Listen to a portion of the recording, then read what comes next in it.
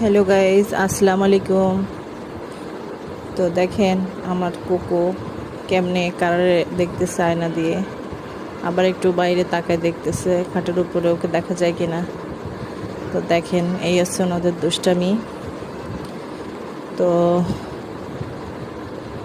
এরা হলো আমার জীবন। আমার বাচ্চারা যেমন আমার জীবনের একটা অংশ, এরাও আমার জীবনের একটা অংশ। আমি এদের অনেক ভালোবাসি। আল্লাহ পাক পশু পাখিদেরকে ভালোবাসলে যে ভালোবাসে আল্লাহ পাক তাকেও পছন্দ করে। দেখেন এদের এখন আমি ট্রিট খাওয়াচ্ছি। কারা এই ফ্লেভারের ট্রিট পছন্দ করে, কোকোইটা। তো দুজনকেই খাওয়ানো হচ্ছে আর কি। তো